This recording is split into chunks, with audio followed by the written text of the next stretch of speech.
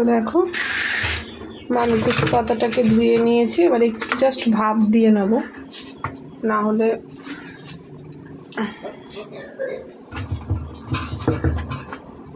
সে একই ব্যাপার। তারপর এটাকে পেস্ট করা হবে।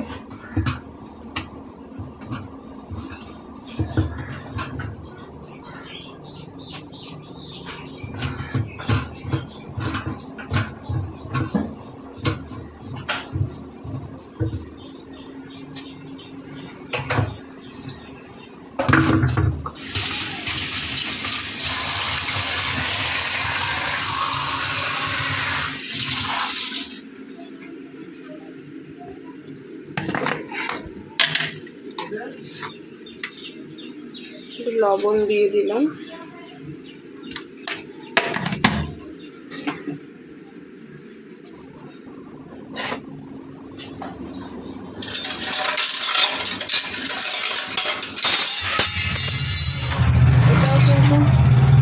খেতে দারুণ লাগে। এই সমস্ত পাতা বাটা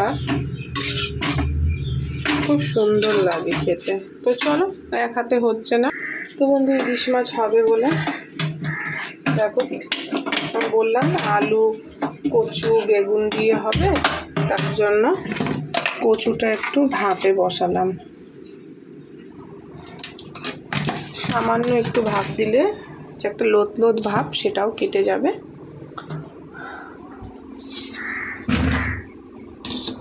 আর দেখো এই মাছের সবজি,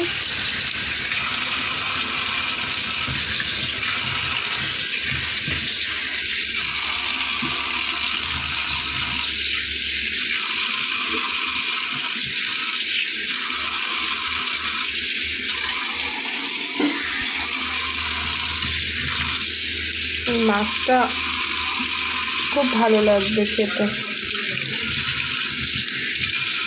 বুঝেছো? এই মাছটা তোমরা খেয়ে দেখবে, খুব দারুণ লাগবে খেতে। তো আজকে রান্না হচ্ছে, এই রান্না হবে। তো চলো কচু পাতাটা দেখি। দেখো কচু পাতাটা কেমন নরম হয়ে গেছে এবং জল বেরিয়ে গেছে।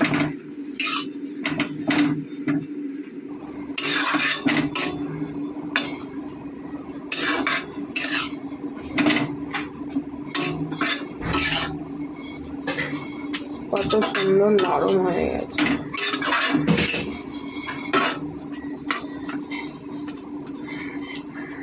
এটা খেতে যা সুন্দর লাগবে না, যে কোনো বাটাই ভালো লাগে খেতে। তো চলো এগুলো হোক, আবার দেখা হচ্ছে পরের ভিডিওতে।